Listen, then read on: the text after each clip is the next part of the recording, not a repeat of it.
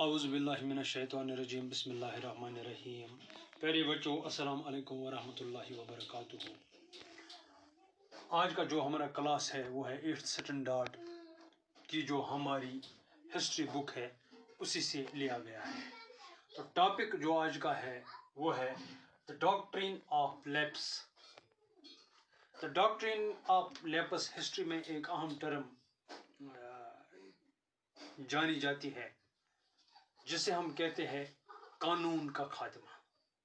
दूसरे अल्फाजों में हम बोलेंगे एंड ऑफ लॉ। कोई कानून जो बनाया गया हो उसका जब ये एंड होता है, यहाँ पर मैंने दिखाया belief accepted as important.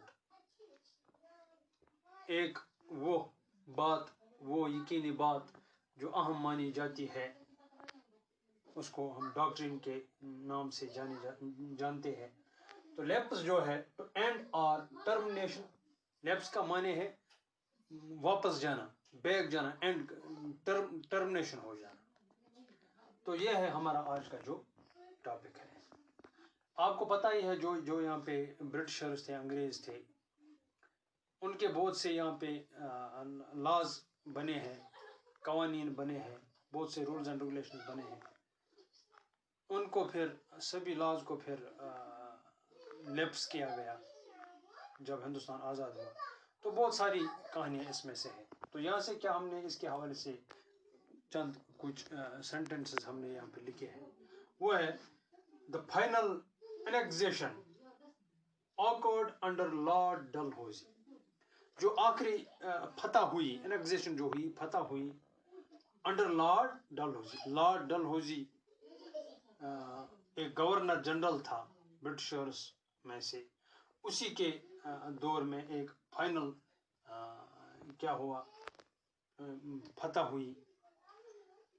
Who was the Governor General of British from 1848 1856। जो ये लॉर्ड डलहौजी था, ये गवर्नर जनरल था इस ब्रिटिश दौर में। किस डेट से? 1848 से 1856 तक। इन 8 सालों में जो ये गवर्नर रहा है लॉर्ड डलहौजी। तो इसी के हवाले से ये जो डॉक्ट्रिन ऑफ लैप्स है इसी से जुड़ी हुई एक कहानी है।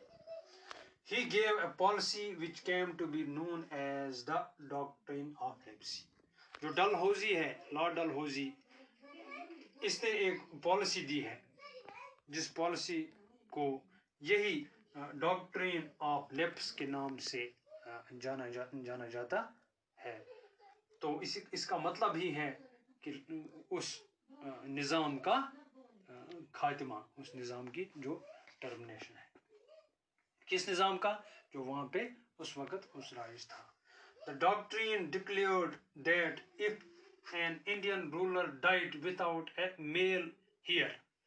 डॉक्ट्रिन में ये डिक्लेयर किया गया था कि अगर कोई भी हिंदुस्तानी जो रूलर है वो मर जाएगा, वो उसका खात्मा हो जाएगा विदाउट ए मेल हेयर, उसका वारिस कोई मेल न हो।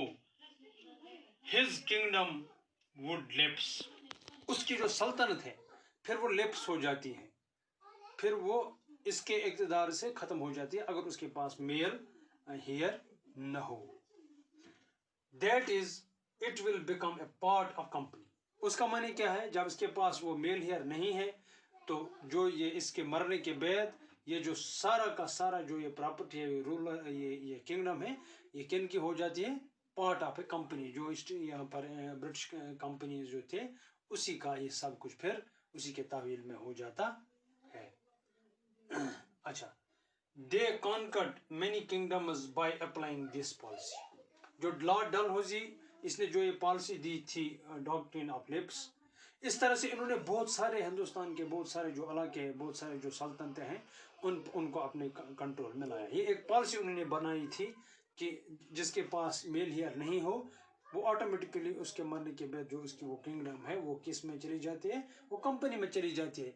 ये उनकी एक पॉलिसी थी लॉर्ड डलहौजी की कि किस तरह से बहुत सारे इलाके हमें कॉन्कर हो जाए, बहुत सारे इलाकों पर किस तरह से हमारा कंट्रोल हो जाए। तो असली मकसद जो ब्रिटिशर्स का था या इस थ्योरी का जो डॉक्ट्रिन ऑफ लैप्स اس کا اصلی جو مین کریک ہے وہ یہاں پہ یہی ہے کہ یہ پالیسی اس لیے بنائی گئی ہے تاکہ جب کسی رولر کا خاتمہ ہو جاتا ہے،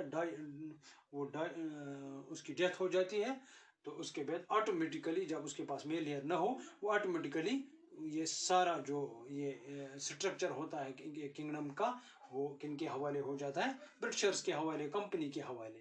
اسی لیے انہوں نے یہ ایک پالیسی بنائی تھی، جس پالیسی کے تحت انہوں نے بہت سارے ہندوستان کے بہت سارے جو علاقے ہیں ان پر اپنا قبضہ جما لیا، اسی پالیسی کے ذریعے جو یہ ڈاکٹرن آف لیپسی پالیسی تھی. تو یہ تھا ہمارا آج کا جو سمپل سا ٹاپک 8th اسٹینڈرڈ کی ہسٹری کا، جس کو ہم بولتے ہیں ڈاکٹرن آف لیپسی. قانون کا وہ ایک بنایا ہوا قانون کا اس طرح سے خاتمہ ہونا، یا ایک بنایا ہوا اسٹرکچر کا پھر کسی وجہ سے خاتمہ ہو کر اس کا وہ سارا جو کنٹرول ہے وہ کمپنی کے پاس چلا جاتا ہے. یہی ہے آج کا جو یہ ہے ڈاکٹرن آف لیپسی، اسی کو کہتے ہیں. تو اسی کے حوالے سے میں آپ کے سامنے ایک ہوم اسائنمنٹ رکھنا چاہتا ہوں. وہ یہ ہے، what do you understand by the policy of ڈاکٹرن آف لیپسی؟ آپ نے کیا انڈرسٹینڈ کیا جو یہ پالیسی تھی ڈاکٹرن آف لیپسی، اس کے حوالے سے آپ میرے پیارے جو بچے ہیں، آپ جو سنتے ہیں یا دیکھتے ہیں، آپ نے کیا اس کے حوالے سے سمجھا ہے؟ جو آپ نے سمجھا ہے وہ آپ اپنی نوٹ بک پہ لکھ کے ہمارے جو اسکول کا واٹس ایپ گروپ ہے اس پر شیئر کرو گے، تاکہ میں بھی دیکھ لوں گا کہ جو میرے پیارے بچے ہیں ان کو کہاں تک یہ سمجھ میں آیا ہوگا. تو آگے اس کے اور بھی ہمیں جو ٹاپکس ہیں وہ ہم پڑھاتے رہیں گے. آج کے لیے اتنا ہی. تھینک یو، شکریہ، السلام.